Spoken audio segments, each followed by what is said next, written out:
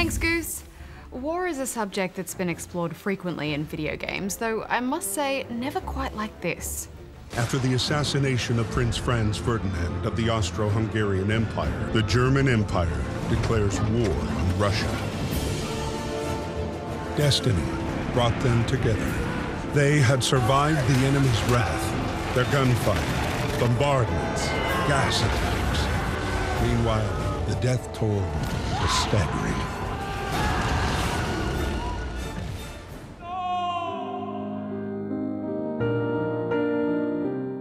Valiant Hearts: The Great War is a puzzle adventure game brought to us by Ubisoft. It's inspired by actual letters written during World War I, and the narrative has been crafted around these, following 4 different characters. Barjo, modern history has never really been my thing. I always avoided it in school in favour of ancient or medieval history because I just found that more interesting.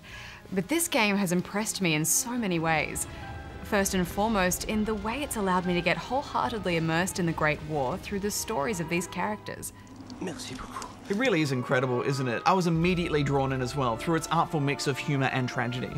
The story begins as Germany declares war on Russia, and France begins deporting all German citizens in anticipation of conflict. Karl, a German married to a French girl, Marie, is forced to leave her as a result. He's then drafted into the German army.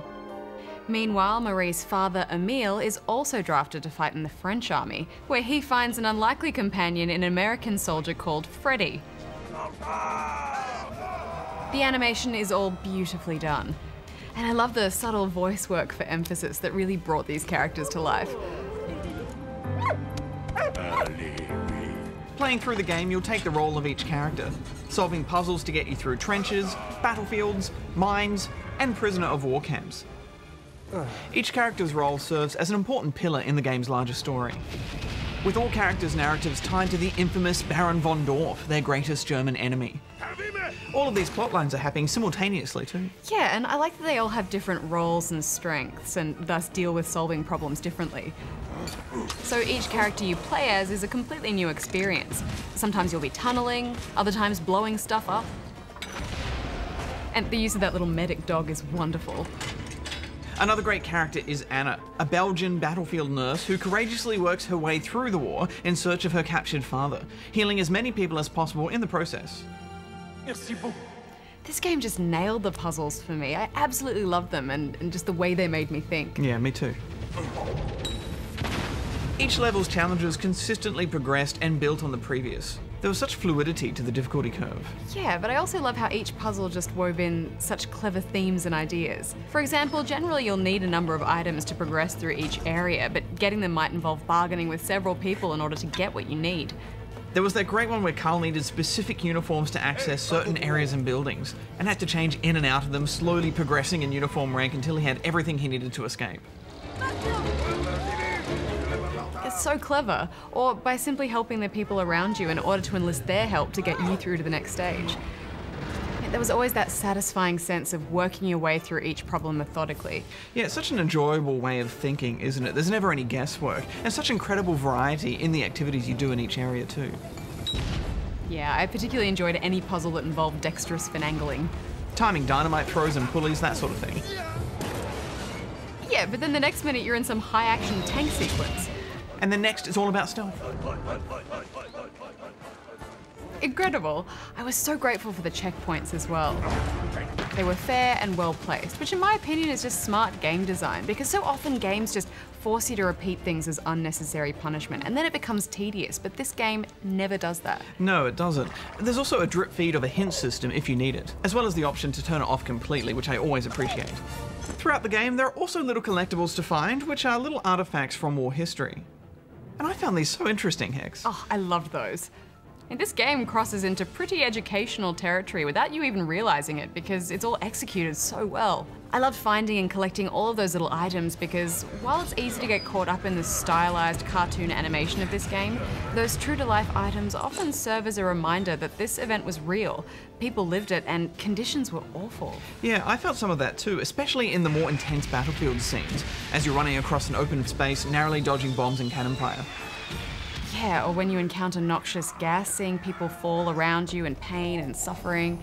It's an incredibly sobering experience, isn't it? I can't even begin to imagine how terrifying it must have actually been. Yeah, and look, I think if there's any negative reaction to this game, it could be in the way that it attempts to mix that lightheartedness with some of the more harrowing realities. The animation, music, and narrative scenes all work together to create a wonderfully emotional experience, while keeping an element of humor in there. Anna set out in pursuit of the Baron and encountered Emil and Freddy. And that can't be easy to balance. Yeah, personally, I think this game has some real heart to it. Those little moments of gratitude between the characters amidst the bleakness are so lovely. But then they made quite a caricature of this German villain, Baron von Dorf, which takes the impact away a little bit. I see what you mean, but I do think that was the balance it needed to keep the overall tone in the right place. Otherwise, it would have been a very different, much darker game. And those dark moments are explored. I thought the story moments interjected the action really nicely as well, particularly as a way to transition from one character's narrative into the next.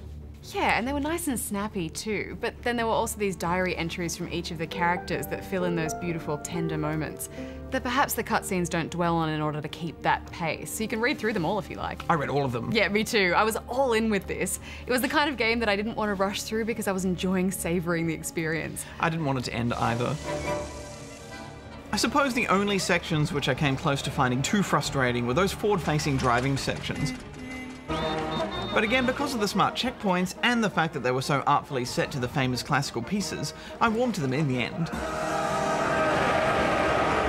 Another thing worth mentioning is that this game is rated PG. At no point do you actually kill anyone, I think. No, there is violence and obviously implied killing. But the game manages to capture the essence of war without having the player actually murder anyone. It's very clever. In fact, I think you could use Valiant Hearts as an educational tool in schools. Well, I can tell you I would have been way more into the idea of modern history in school if that were the case. What are you giving it? This is one of those games where I just need to convince everyone I know to play it, and I won't be happy until I've done that.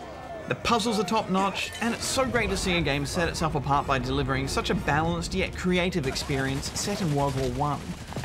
And how fitting, given that this year is actually the centenary of the Great War. This is masterful work. I'm giving it 9.5 out of 10 rubber chickens. I was so touched by all of these war stories. The incredibly brave characters and the impossible situations they were forced into. The way they fought to find their way back to each other amidst the nightmare.